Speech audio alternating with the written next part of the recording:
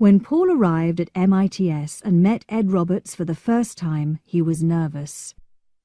"I hope this works," he said. "So do I," said Ed. In fact, Paul thought that probably the program would not work, and he became even more nervous as all of the people at MITS gathered around him. He loaded the software onto the Altair, one instruction at a time. Every mistake meant that he had to start again. Finally, all of the instructions were loaded into the tiny computer's memory. Paul pressed the last switch and held his breath. It worked. Paul could hardly believe it. The program ran, and it could do some things that no one had ever seen on an Altair before. "You're hired. Finish the program and we'll sell it," said Ed Roberts. If the program had not worked, there might not be a Microsoft today. But Paul phoned Bill Gates in Harvard and told him, "Come on down, we've got a job." Bill came to New Mexico, and he and Paul lived across the street from MITS. Their apartment became very crowded because they hired some of their school friends to help them to finish the program. They all lived together with loud music playing most of the time. It was great fun. But Paul soon became worried that they would never finish the program. Bill always seemed to delay doing any work on the software. "Don't worry," said Bill. "I know how to write it. I have a design in my head. I'll get it done. Don't worry about it, Paul." But Paul was worried because he knew Bill was due to go back to Harvard soon. Bill was still a student, and the university had strict rules. Then 4 days before Bill had to leave, he moved to a hotel. No one saw him for the next 3 days. Then he returned with an enormous sheet of paper. "Here," said Bill to Paul, handing him the sheet. "What's this?" Paul asked. "It's the program." "The whole program?" "Yes." "You've written the whole thing in 3 days?" "Yes. And now I'm going back to school." It was one of the most amazing efforts of programming that Paul had ever seen. The basic program for the Altair was an enormous success, but not in a way that made Bill Gates and Paul Allen happy. Before it went on sale, it was copied by many Altair users, who then passed it on to their friends. There was no tradition of paying for software among computer engineers. Most of them did not think it was wrong to copy a good program, but to Bill and Paul, this copying was theft. Bill wrote a letter to a computer newspaper complaining about the copies. The letter soon became famous, and it caused a lot of anger among Altair users. It did not make many of them change their minds about copying software, but the letter did succeed in advertising the fact that Bill Gates and Paul Allen had written the best-known program for the new Altair. More work was sure to follow. Bill soon left Harvard, and Paul left his job as an engineer at Honeywell. They saw that even small computers, microcomputers, would need software, so they called themselves Microsoft. Their company would one day be more powerful than IBM. This was the beginning of a new industry. The Altair created great excitement among all the people like Ed Roberts, who really wanted their own computer. But most of these people were already skilled engineers. Before computers could become truly popular, like cars or television, they also had to become something that anyone could use. This next step was achieved by Apple Computer. Apple Computer was the big success story of the computer industry in the 1970s. It took a product that was ugly, unfriendly, and difficult to use, and turned it into something that could be found beside televisions and radios in ordinary US homes. But this was never the intention of Steve Wozniak, who designed the first Apple computer. Computers were his hobby. Just like Bill Gates and Paul Allen, Steve fell in love with computers at school. When he was 13, he won a science competition by building a machine that was like a computer which could add and subtract. He also spent as much time as he could with real computers. He lived in Silicon Valley, California, the home of America's best technology companies. The engineers at these firms often allowed the teenage Wozniak to use their computers after work. Steve, usually called Woz, read computer books in the way that other children watch television.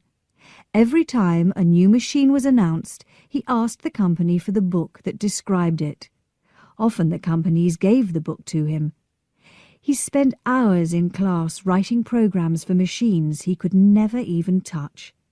He was always inventing new programming tricks, clever ways to fit more and more instructions into a few lines of a program.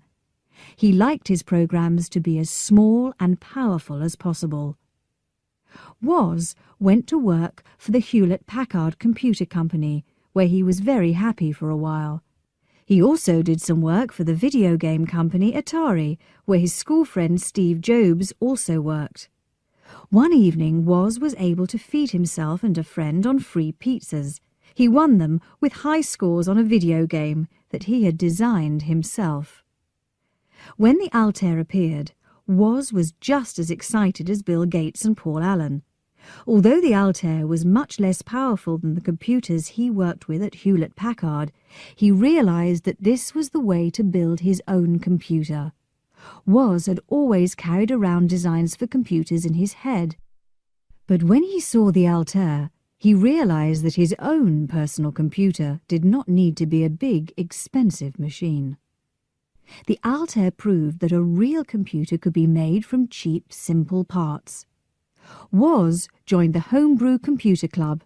People met there to discuss the Altair and to show each other their programs and their designs for new machines. Woz made many friends at Homebrew. The atmosphere was enthusiastic and helpful. When Woz said that his bosses at Hewlett-Packard would not give him any chips, one of his friends brought a box of parts for him to the next Homebrew meeting. Woz began to design his own computer. He took many ideas from the Homebrew Club. All of the members of the club were very generous with information. Woz gradually built his computer, including all of the features that he learned about at the meetings. But the design was special. Where other people used 2 chips, Woz used just 1. Every part of his design was as efficient as possible. All the time I try to do designs that use fewer parts than anyone else, says Woz today. That's my puzzle. I always think, how can I do this faster or smaller or more cleverly? If a good answer to a problem uses 6 instructions, I try to do it using 5 or 3 or 2. I do tricky things that aren't normal. Every problem has a better solution when you start thinking of it differently. In the end, Woz had a computer that was as powerful as an Altair but used fewer parts. His friend Steve Jobs was very excited about it. Jobs was not as good an engineer as Woz, almost no one was, but he was a brilliant communicator. He was always full of energy and ideas. He decided that Woz's machine was going to change the world. Steve Jobs thought that he and Woz should start a business to sell the machine. At first, Woz was not interested. The computer was a hobby, not work to him. But Steve Jobs would not give up, and eventually Woz agreed. He sold his calculator, and Steve Jobs sold his Volkswagen bus. They used the money to start Apple Computer. Jobs chose this name because he had once had a job picking apples. The company's first factory was Steve Jobs's parents' garage. While Woz continued to improve his designs for the computer, Steve Jobs began to design a company.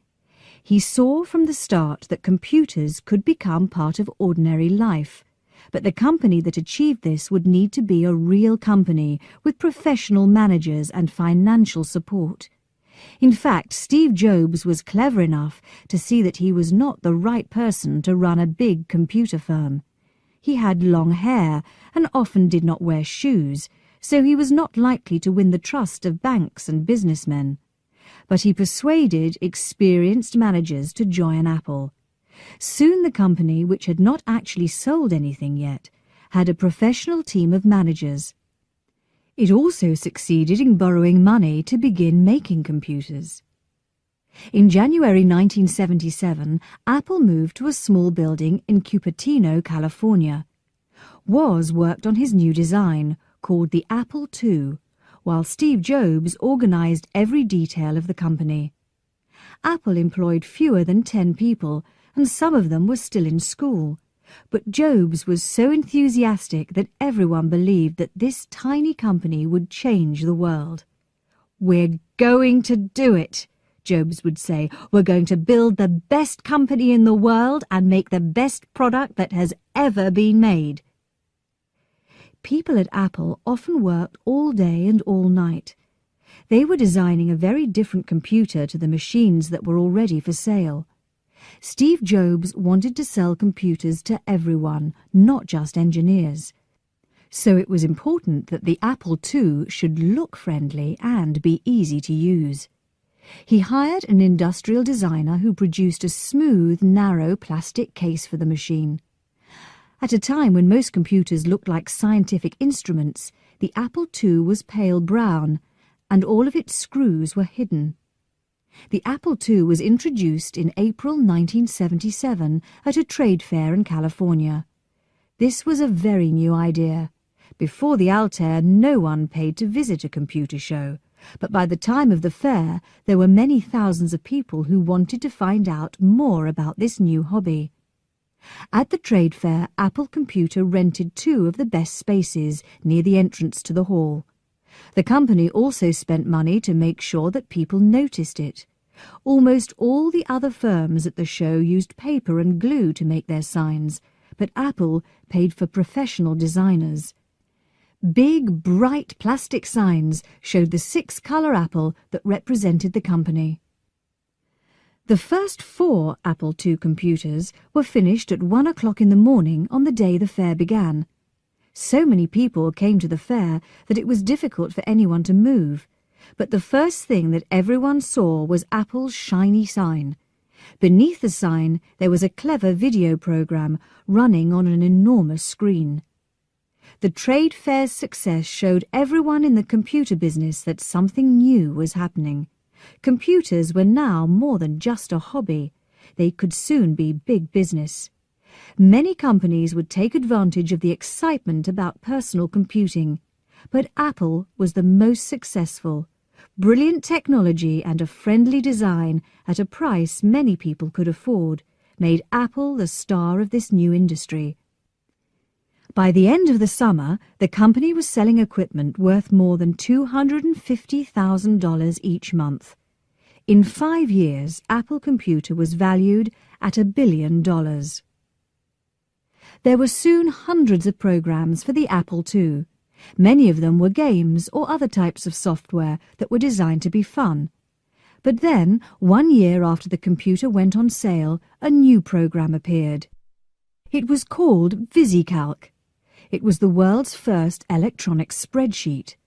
Suddenly, people who worked in finance, in fact anyone who worked with numbers or money, had a new tool. Dan Bricklin was one of VisiCalc's inventors, and he soon found that he was being treated like a pop star. "You've changed my life," many people said to him. One man began to shake when Dan showed VisiCalc to him. "That's what I do all week," he said. "I could do it in an hour with this program." Many people just reached into their pockets and offered Dan money as soon as they saw the software. VisiCalc was the first serious business program for a personal computer. Soon it began to frighten the most powerful company in the computer industry, IBM. When the Apple II had come onto the market, IBM was not worried. The Apple seemed like a toy. It did not seem to threaten the billion-dollar business of selling mainframes to the world's largest companies. This was a market that IBM understood completely. Big business wanted powerful computers that never broke down, and it did not care that each machine cost $100,000, but VisiCalc changed that. People who had to queue for time on an IBM mainframe were suddenly freed by VisiCalc. Why wait days for your answers when an Apple II and VisiCalc could supply them in seconds? Many business people bought an Apple computer simply because they wanted to use the new software. This was also the time when the banking and insurance industries were changing in the USA and Britain. New laws meant that the world of finance was much more competitive. People could not afford to wait for time on an IBM mainframe. Waiting was not just annoying, it could also mean that you went out of business. By 1979, IBM could not ignore Apple. There were suddenly tens of thousands of people buying Apples, and they were very happy with them. In fact, they loved them, and they took them to the engineering departments of IBM's customers. "I'm using my Apple because you can't do the job on the mainframe," they said. IBM knew that it had to do something. It was losing the hearts and minds of its customers. But it could not act quickly. It was famous for slow, careful work. It had a fixed system for designing new products. Every decision about the design was checked by many managers. Every part of a new machine was tested many times. All of the checks and tests were intended to make sure that IBM machines almost never broke down. But someone once calculated that it would take IBM 9 months to produce an empty box. Bill Lowe ran a small IBM research laboratory in Boca Raton, Florida. He knew the company was in trouble and believed he had a solution. He would change the tradition of IBM that every single part of a computer must be built by the company itself. Bill Lowe went to his boss, Frank Carey. "What are we going to do, Bill?" Frank Carey asked. "Apple is hurting us. They're making us look stupid." "Well, I think we can build our own personal computer." "No," said Frank Carey. "At IBM it would take 4 years and 300 people to do anything. That's just a fact of life." "No, sir," said Bill Lowe. "I can build an IBM personal computer in a year." "Tell me what you need," said Frank Carey. "I really need permission to go outside IBM. If I can hire outside firms to do the engineering work, I can get the job done in a year." "But we've never done that. It's not the IBM way." "I think it's the only way now, sir." "Okay, I hope you're right. Hire whoever you want." IBM would soon produce the most successful computer in history. But at the same time, the company would lose control of the computer industry. The company that was Bill Lowe's first choice to write the software for the new PC missed the meeting. His second choice was the team that had written the first useful program for the Altair, Microsoft, the company started by Bill Gates and Paul Allen. Microsoft was now in Seattle, Bill and Paul's home. Bill Gates dropped all his other projects to meet the men from IBM. He even put on a suit. IBM was hoping for an operating system. The operating system is the most important software on any computer. It controls how everything else works. It usually takes an enormous amount of work to write an operating system. Microsoft did not have an operating system, but as before with the Altair, Bill Gates believed he could quickly create the program that was needed. IBM agreed, and Bill went away and bought an operating system program from another Seattle software company. This program became DOS, the operating system of many millions of PCs. It was also the beginning of the flood of cash that would make Bill Gates the richest man in the world. The deal that IBM made with Bill Gates was unusual. IBM would help Microsoft to create the operating system. It would also pay Microsoft for every single copy of the program. But Microsoft would own the program, and it could sell DOS to any company that wanted it. Bill Lowe kept his promise. The IBM PC was created very quickly, but it was more successful than anyone imagined. The computer was first sold in 1981. IBM believed that it might sell 500,000 computers by 1984. In fact, it sold 2 million. People used to say, no one ever lost his job for choosing IBM. Now these business buyers could choose an IBM PC. The IBM label meant that business trusted the machine. IBM did not make toys, so the personal computer was soon accepted as a serious business tool. And as soon as business was buying these machines, their price began to fall, and many more people began to buy them for use at home and at school. IBM changed from a company with thousands of customers who bought million-dollar machines to a company with millions of customers who bought $1,000 machines. However, IBM soon lost control of this enormous new market. Anyone could copy the design of the PC and then buy the operating system from Microsoft. New computer companies like Compaq quickly did this. Soon they began to sell many more PCs than IBM. IBM remained a big, powerful company, but it would never again have complete control of its industry.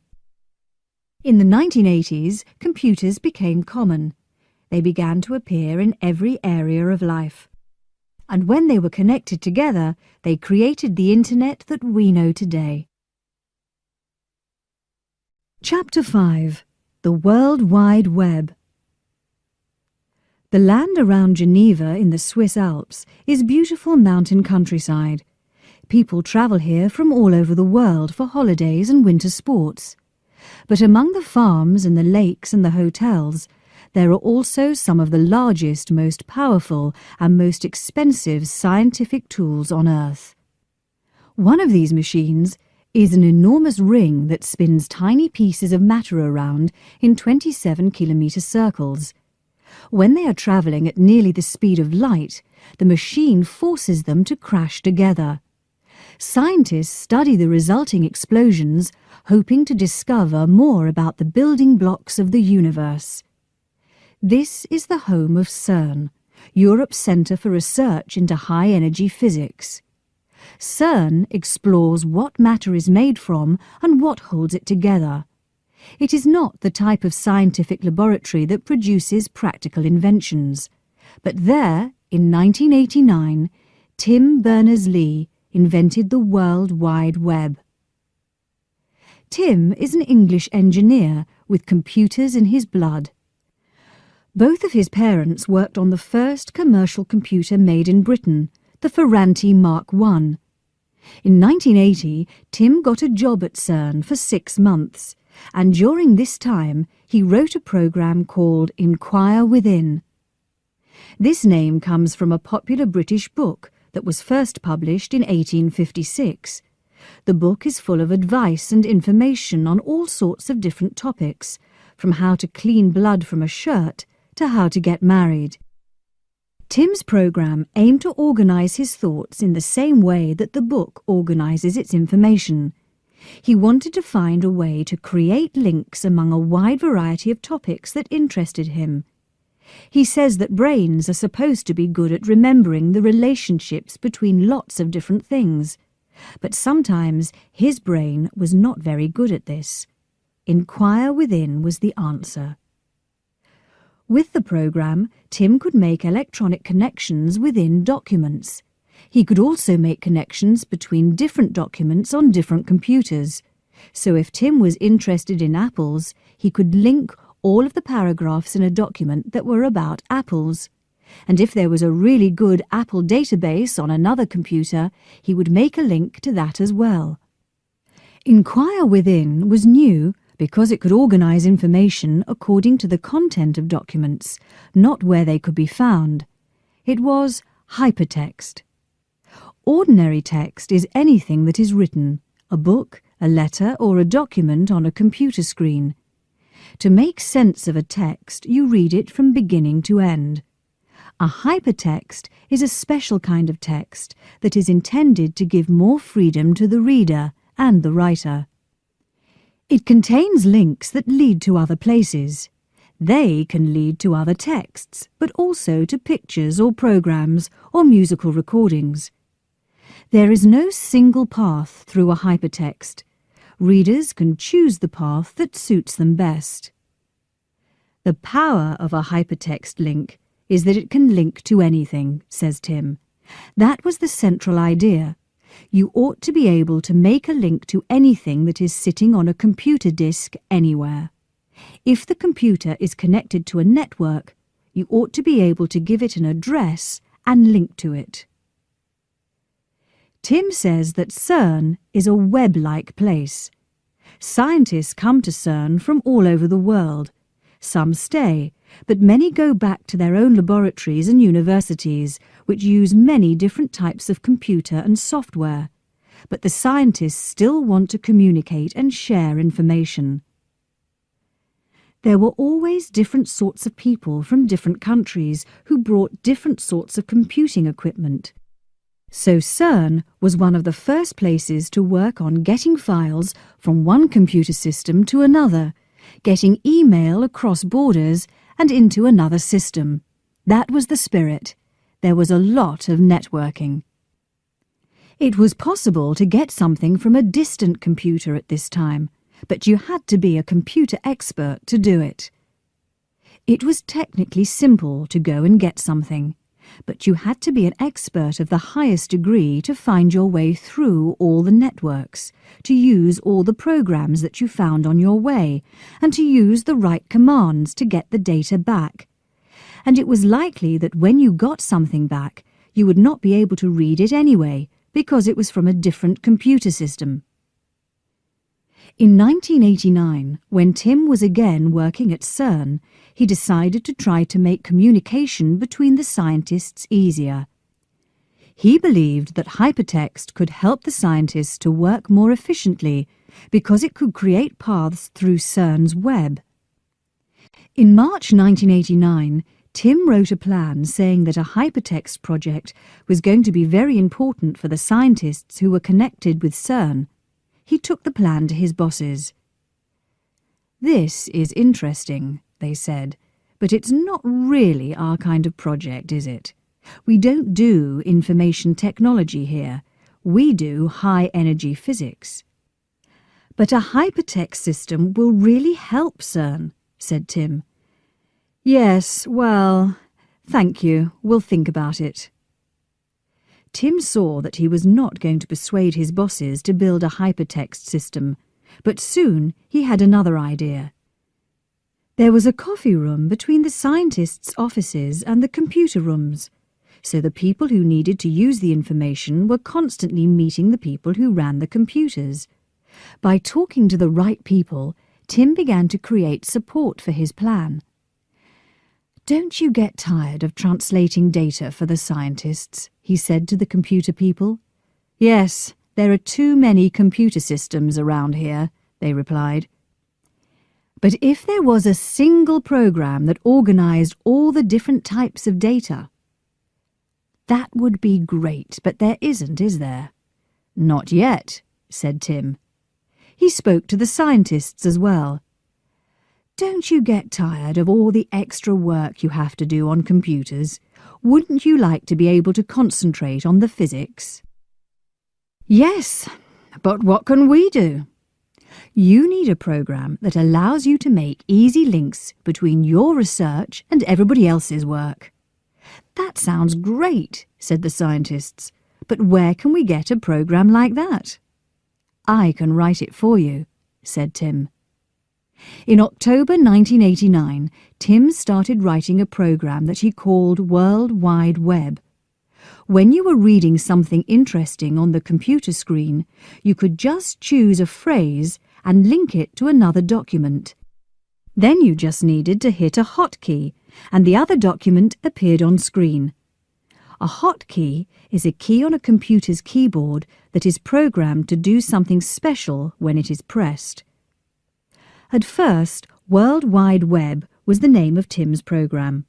Today, the World Wide Web, or simply the web, is all of the billions of documents on millions of computers that can be read by the browsers that have followed Tim's original program. In ordinary life, if you browse, you look at a variety of things, hoping that some of them will be interesting. People browse through newspapers or in bookshops or museums.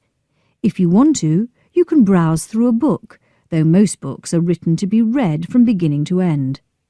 But a hypertext is designed for browsing. Tim's original browser program allowed writers to create links to anything they liked, and it allowed readers to follow their interests from link to link.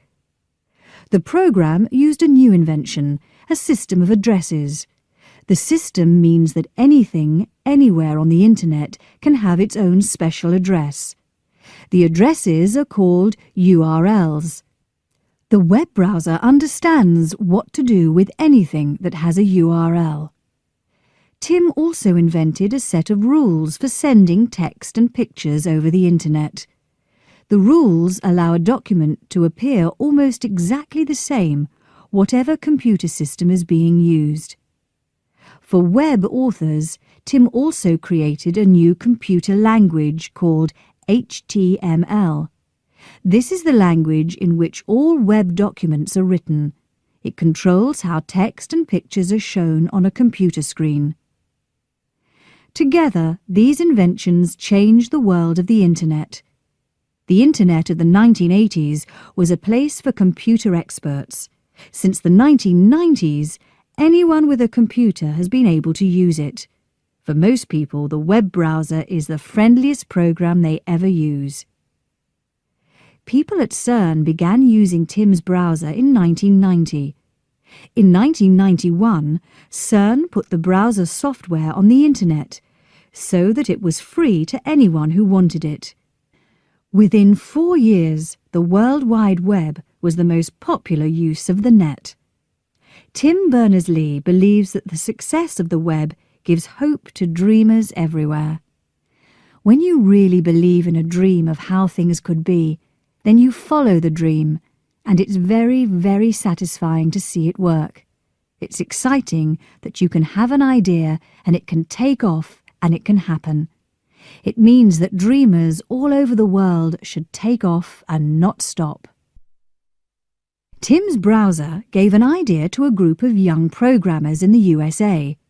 In just a few years, the business they started would take off and become the fastest growing company that the world has ever seen, Netscape Communications.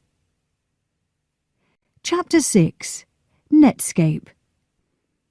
This software is going to change everything. Soon everyone will be using it, Mark Andreessen said to John Durr. John often heard claims like this.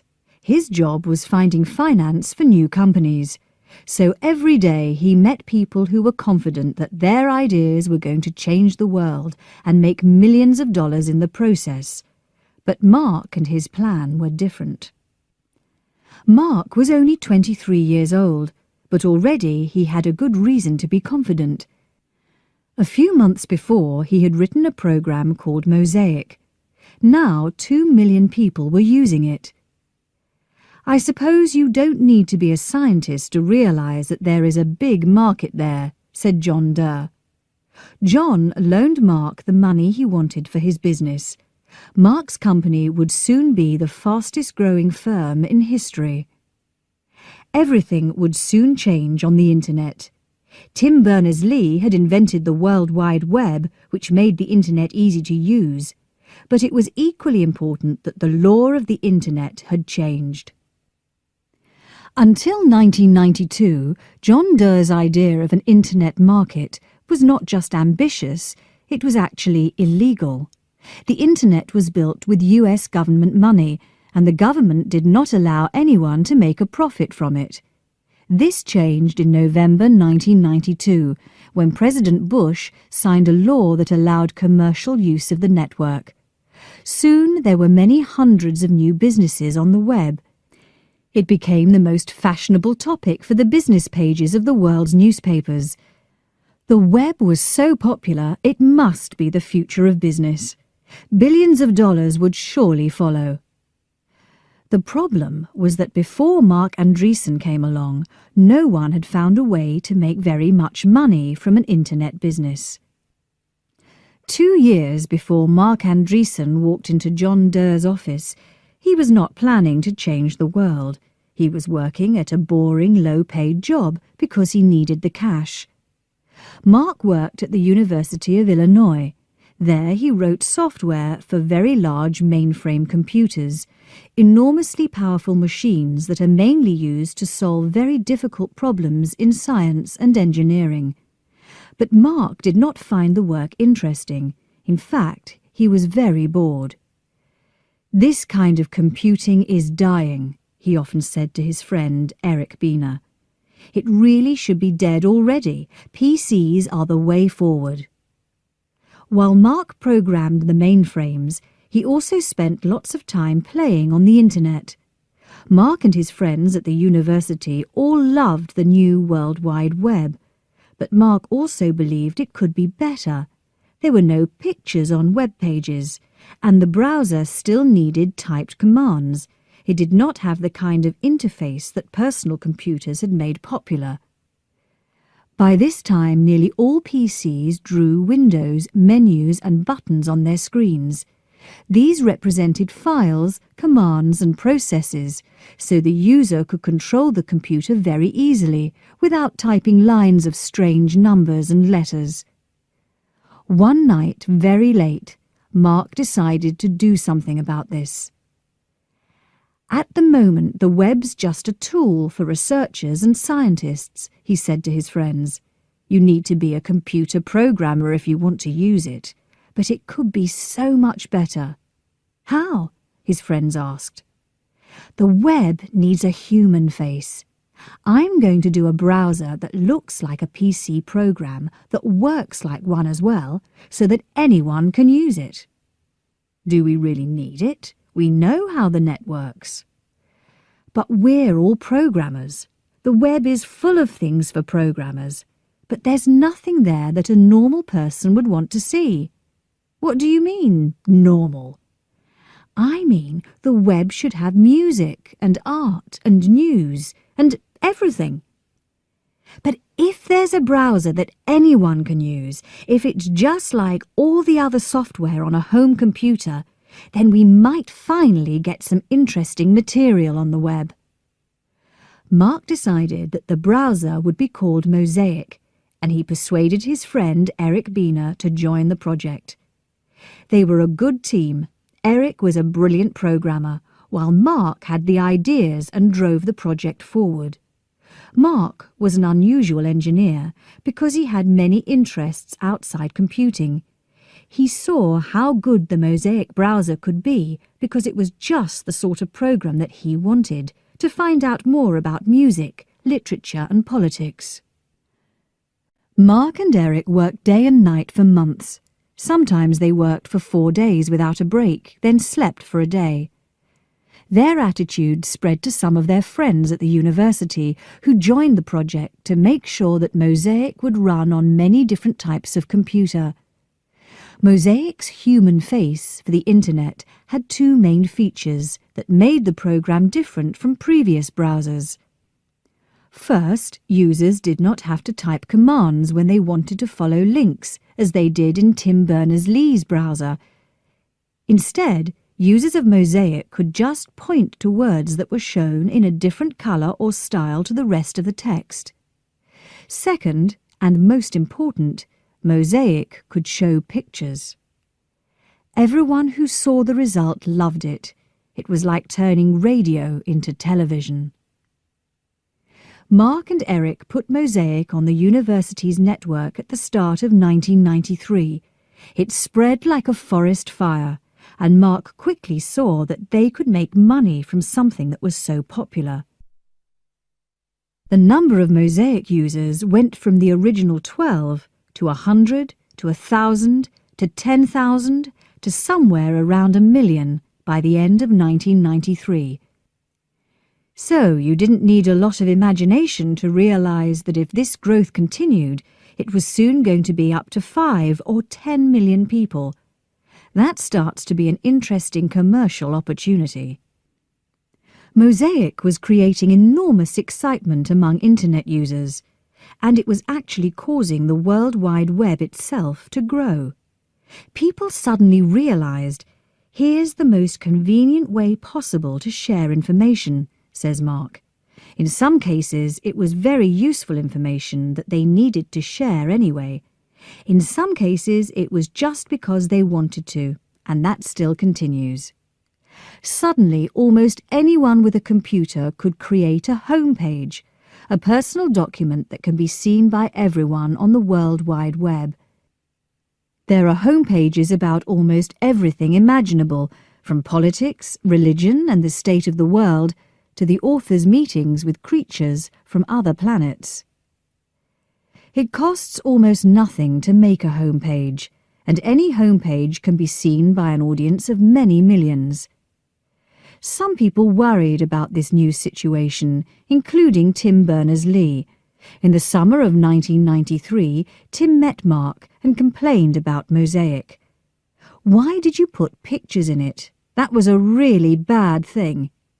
"What's the problem?" said Mark. "Don't you like pictures?"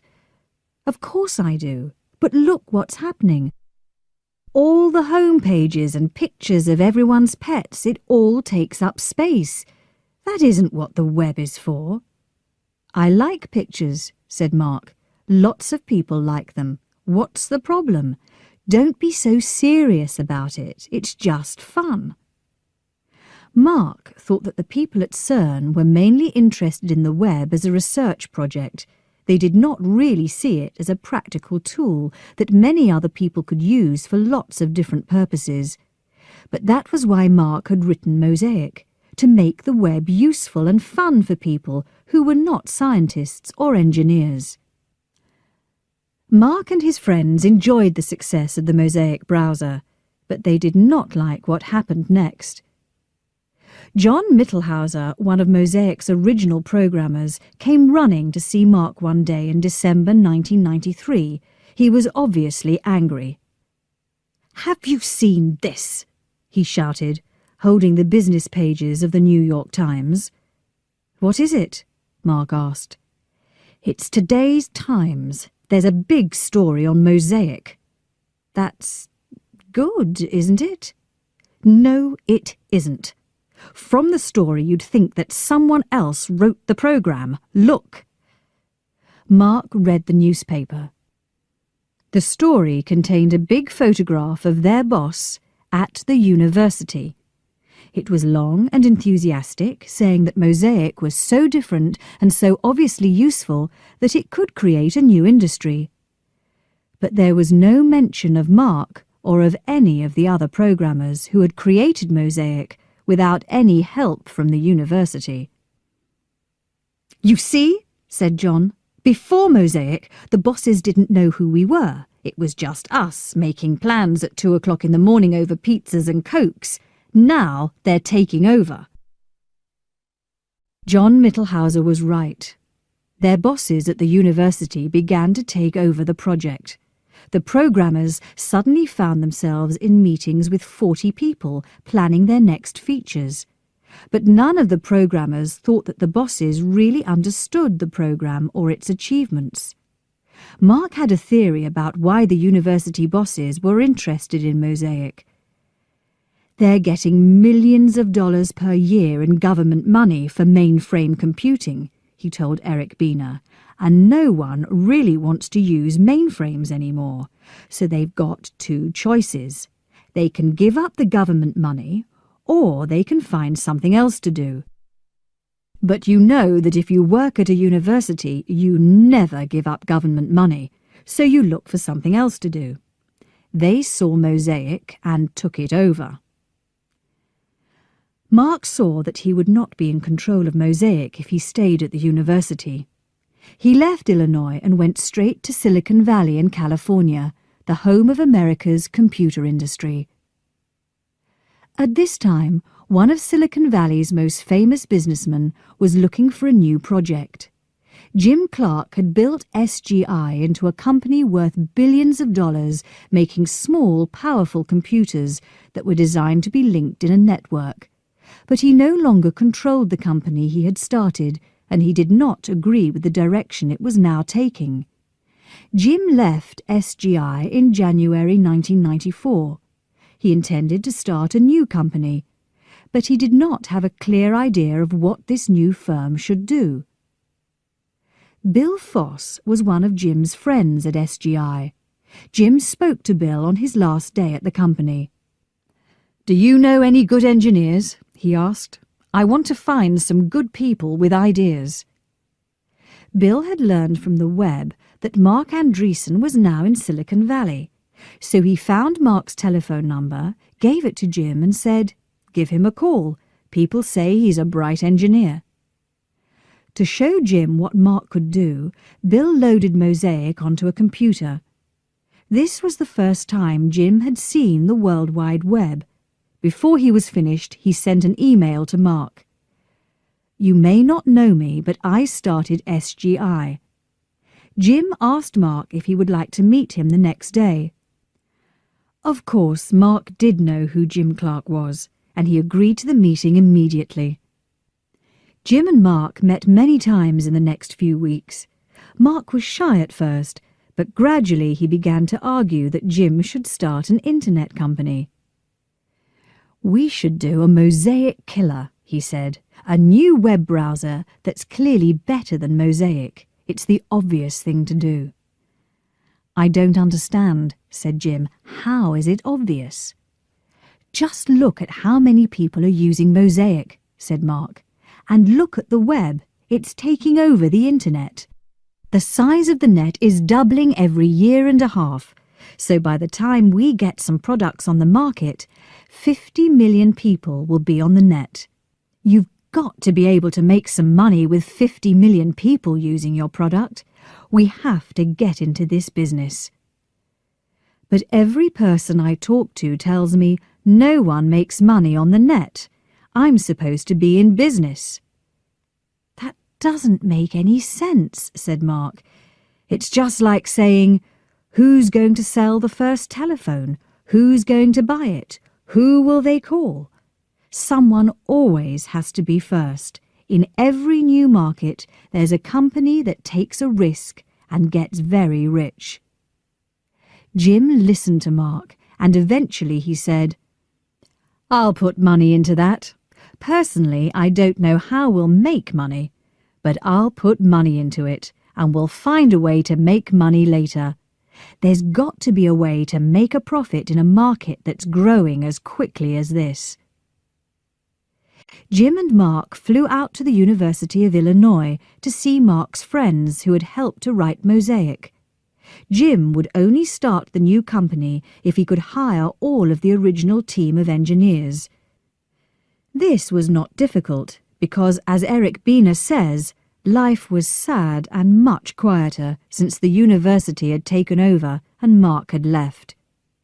So Mark's friends came to Silicon Valley and Mosaic Communications was born, and quickly died.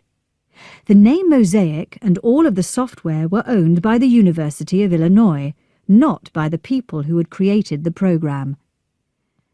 "I didn't think they'd care," said Jim. "In fact, I thought they'd be pleased. Other universities like to see their graduates start businesses." "They didn't like us very much in the end," said the programmers.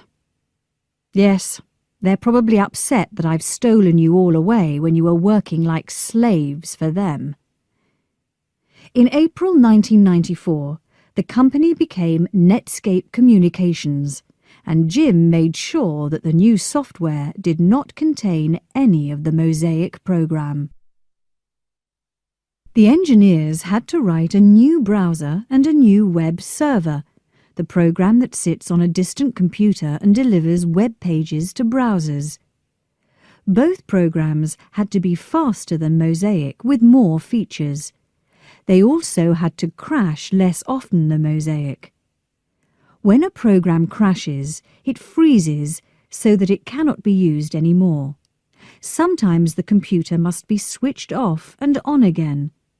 Mosaic crashed all the time, and Jim Clark was not pleased. "This is terrible. I can't sell something like this. Would you buy a car that drove off the road every half an hour?" "Don't worry," said John Mittelhauser, trying to calm Jim. "We were students when we wrote it. We were just having fun. We weren't thinking about quality." "Well, think about quality now," said Jim. The engineers began to work. For a time they seemed to do nothing except work. "People are often there for 48 hours without a break, just writing software," Bill Foss said to Jim Clark. Bill had just been hired at Netscape, and he was amazed by the atmosphere at the company. "I've never seen anything like it." Mark Andreessen's positive attitude was a big force driving the work.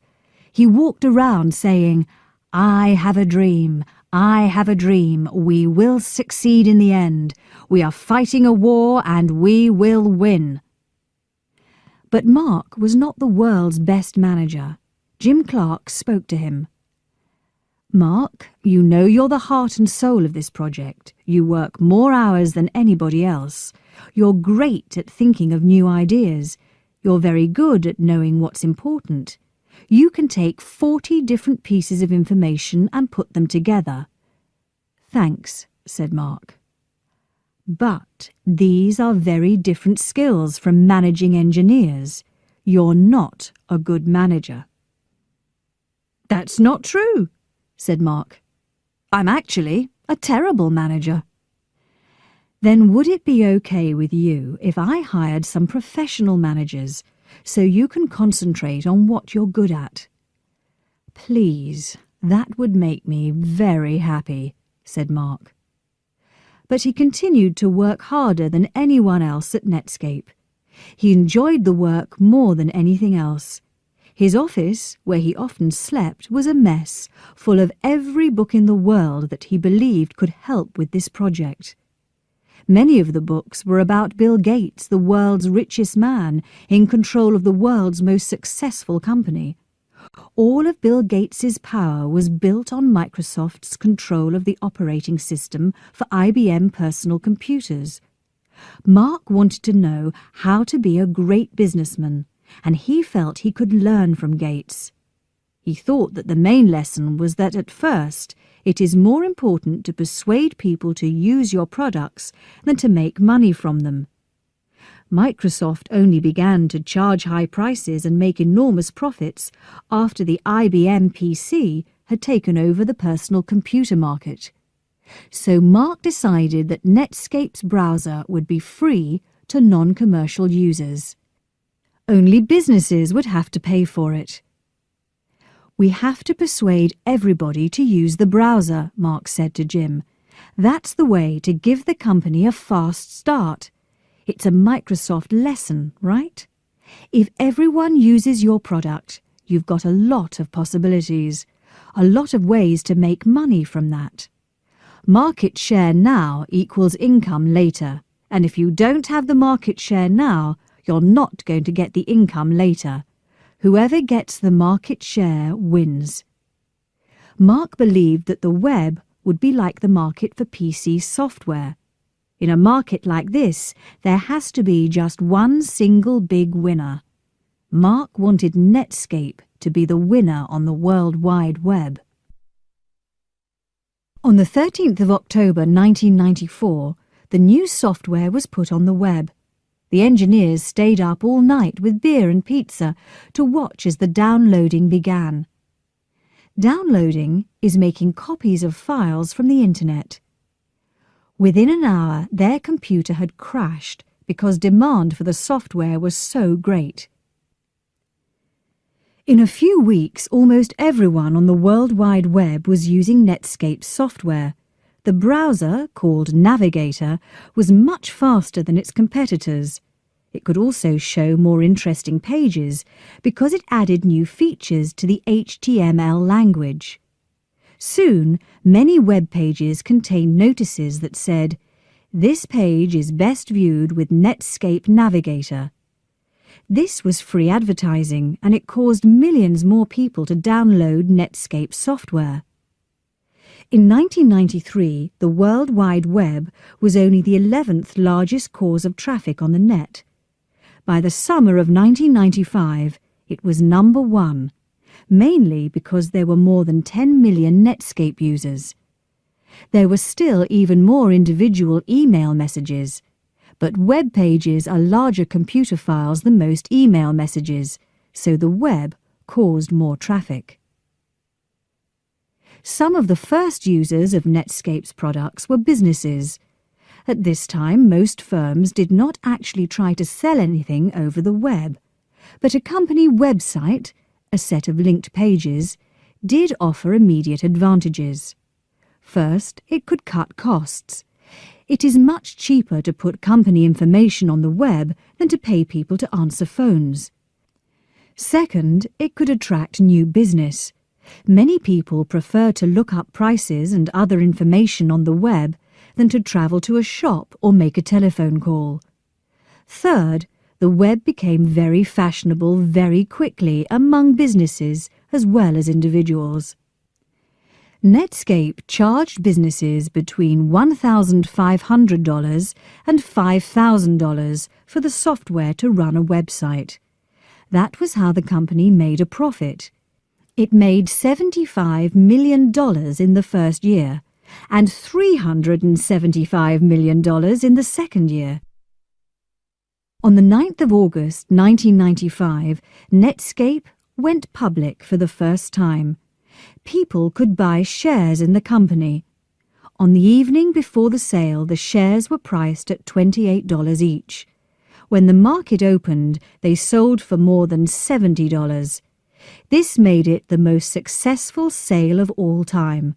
America's main financial newspaper said, "It took many of today's most successful companies 50 years to become corporations worth $2.7 billion. It took Netscape about a minute." Chapter 7. Yahoo! A Guide to Everything. The World Wide Web contains millions of pages, and it is growing more quickly every day. It is likely that hundreds of new pages will be added while you are reading this chapter.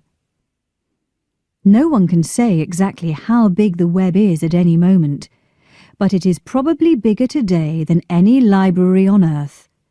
Almost anything you could want to know is on the web, somewhere. But that's the problem.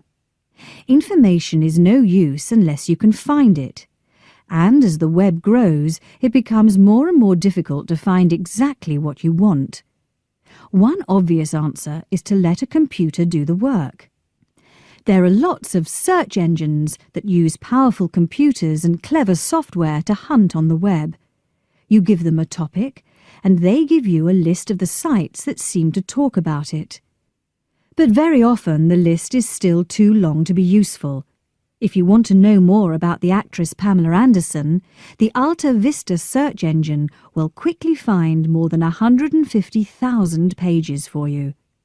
More importantly, the software does not understand what it is looking for. To a computer, the word football does not mean anything. It is just a string of letters. A computer does not know that American football is completely different from the game played in the rest of the world. Yahoo is one of the most popular sites on the web, with millions of visitors every day, because it uses a different way of searching the internet. Instead of computers, Yahoo employs people to surf the web. Yahoo's professional surfers spend all day looking at websites. If they think a site is good, interesting or important, they add it to Yahoo's Guide to the Web. The principle behind the system is that any site can be fitted into one of 14 categories. When you go to Yahoo, you see these 14 categories first. Some of the categories are arts, business, computers and internet, education, entertainment, government, news, sports, science, and society and culture. It is always fun to try to think of a topic or a web page that could not be put into one of Yahoo's categories, but it is hard to succeed at this game. The categories have been tested over many years, and anyway, the 14 categories are only the surface of Yahoo. Each of them contains many other smaller categories, which each contain even smaller categories. Some of the topics in the smallest categories are so odd that you cannot believe anyone in the world knows anything about them. Just the page's author, perhaps. Yahoo is clever because it is so well organized. Many other sites have copied the idea of breaking the web into categories, but none of them is as well organized as Yahoo. In a world of new technology, Yahoo's strength is human intelligence. Yahoo's creators, Jerry Yang and Dave Filo, met at Stanford University. They were both graduate students who stayed at the university because they did not feel ready for jobs. Today, Jerry says, "I wasn't really ready to work. I had a good degree, but I didn't have the experience, and I wasn't grown up enough for it. I wasn't even 21, so I looked for ways to stay in school."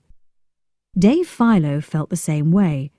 Dave was a little older than Jerry, and in fact he had once been Jerry's teacher. "He gave me a B," complained Jerry, who was used to getting A's. But they also worked together, and Jerry gratefully remembers that Dave did all the work. "He wrote the whole program. I didn't do anything. So I knew then that I was going to have to work with him more often." They did spend more and more time together. They were and still are a great team. Dave is a brilliant engineer. Jerry is a brilliant talker. Dave is messy. Jerry is neat. When one can't do something, the other probably can. But Jerry says that Yahoo started because he always felt about half a step behind Dave on the internet. Dave always had this talent for finding things. I was always trying to find out how he knew everything. Dave and Jerry had a tiny office in a university hut at Stanford. Both of them were still doing university work. They wanted to go into business, but did not know what to do. Then Dave discovered Mosaic.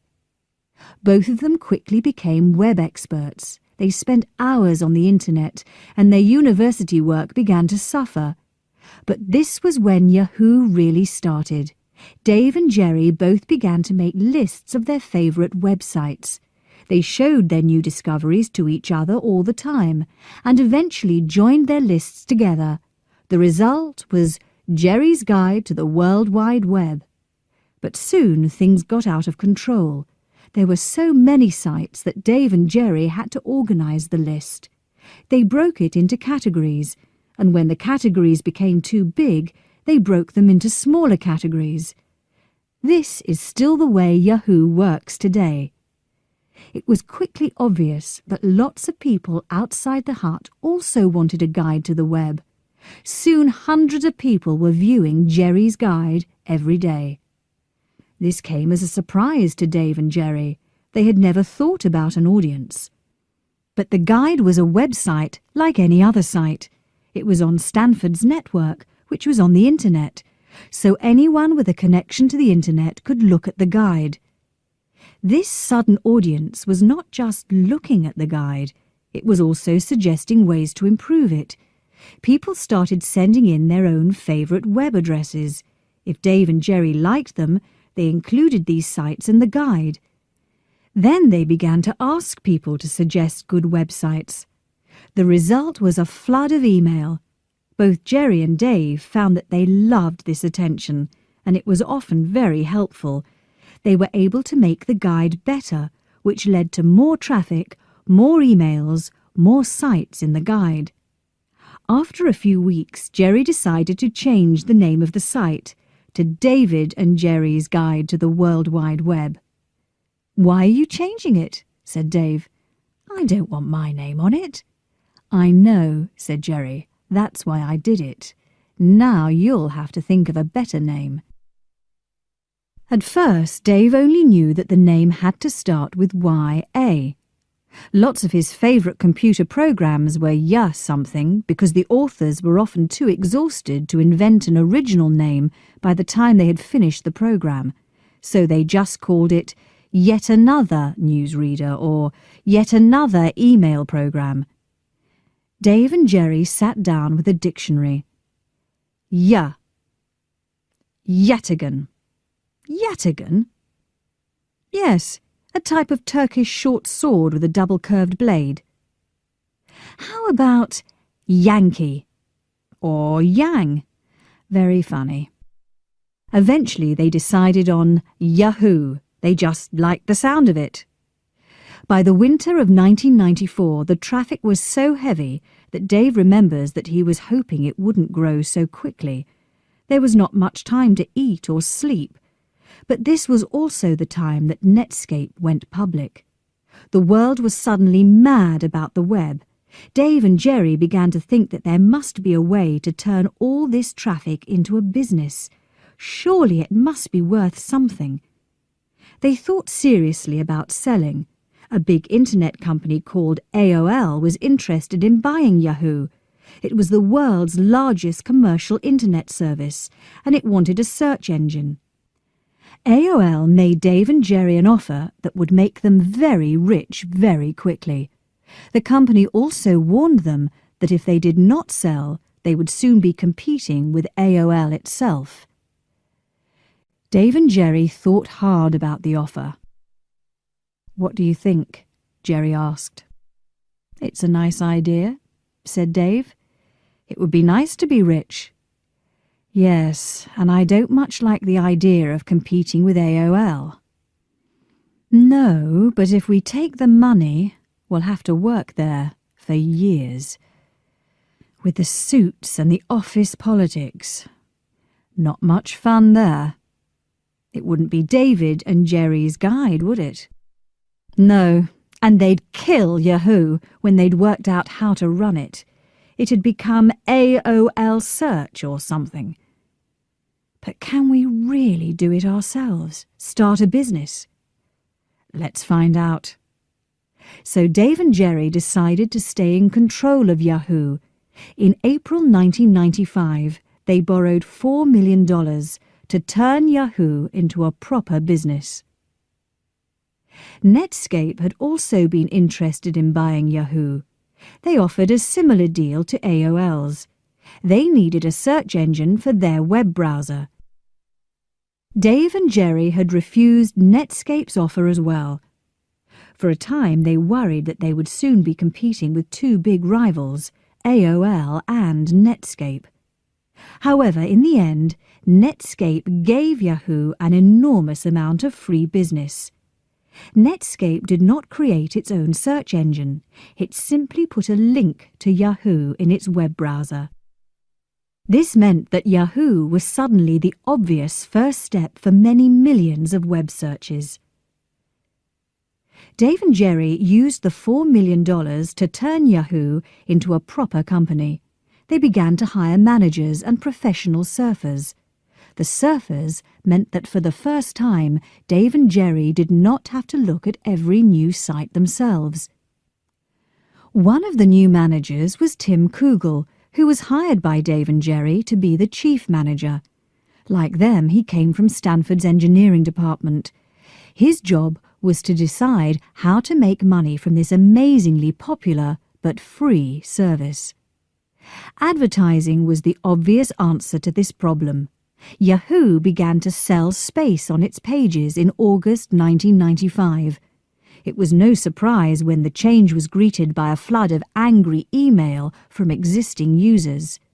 "I can't believe you're doing this.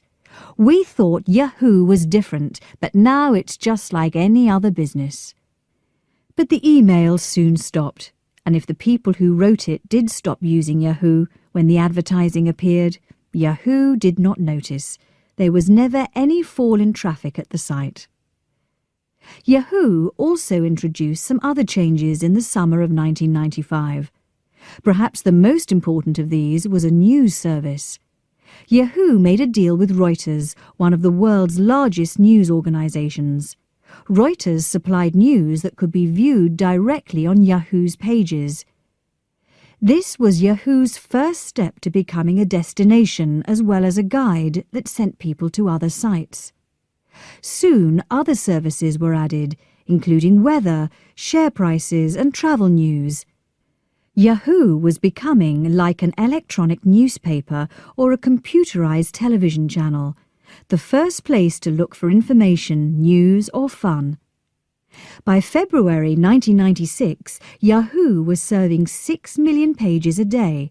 80 companies were paying for advertising on the site. Yahoo went public in March 1996, and its shares were valued at $850 million. Dave and Jerry were amazed.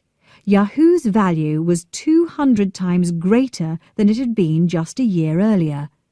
They had known for some time that they would soon be rich, but they had never imagined that they would be worth so much. Their small company was now more valuable than some of America's largest airlines, car firms and banks. It was a sign that the US public expected great things of the Internet. Dave and Jerry realized that they had started the 21st century 4 years before the rest of the world. Chapter 8. The Future. It is impossible to say what the Internet will be like in the future or how it will change our lives. Just 10 years ago, very few people had heard of it. Now it is nearly as common and useful as the telephone. As more and more people use the Internet, as it becomes cheaper and faster and easier to use, there will be new things on the Internet that we cannot imagine today. But perhaps some of the more surprising things that have happened recently can give us a taste of the future. Anyone can report on the world. Using just a cheap PC, Matt Drudge nearly ended the career of US President Bill Clinton. Many other journalists at big news organizations knew about the possibility of a sexual relationship between Clinton and Monica Lewinsky. They chose not to report it. Matt Drudge did not work for anyone, but he wrote the story and put it on the Internet. Soon 1 million people a day were looking at his website. Matt Drudge believes that traditional journalists are too friendly with the people they write about. Now with the Internet, the future belongs to ordinary people with a story to tell. Internet crime. Vladimir Levin worked for a computer firm in St. Petersburg, Russia. From there, using the Internet, he was able to break into Citibank's computers in the USA. He moved more than $10 million to other banks all over the world. Most of the world's money is now stored in computers. Clever criminals are likely to use computers and the Internet, not guns, to steal it. Free software. Today, most operating systems are the work of hundreds of programmers, and they can cost thousands of dollars. In 1991, Linus Torvalds wrote an operating system alone, and he gave it away. Now, with the help of many other programmers who work together on the Internet, his Linux system has grown into a serious rival to the products of the industry leader, Microsoft. It costs almost nothing to deliver software over the Internet. If programmers are willing to give their work away, and if the programs are as good as their commercial rivals, the days of paying for software could soon be over. Computer wars. India and Pakistan have twice fought wars over Kashmir. In 1999, the battle took a new form when the Indian Army's website was taken over. The content of the site was removed, and stories of crimes by the army against ordinary Kashmiris were put there instead. As the Internet becomes increasingly important to governments, it also becomes a stage for people who oppose them. The information wars of the future may be fought on websites. Sex. In 1995, Time magazine's cover showed a young child looking at sex pictures on the internet. The story said that 83% of the news part of the internet was being used to exchange sex pictures. In fact, this was not true, and there are many ways for parents to prevent their children from seeing anything on the internet that the parents do not like. But it is true that, like photography, cinema and video before it, the internet is growing partly because it is a way for people to find sexual material that they cannot easily obtain in any other way. Go to work on the internet. In Bangalore, India, thousands of computer programmers work while their US bosses are asleep.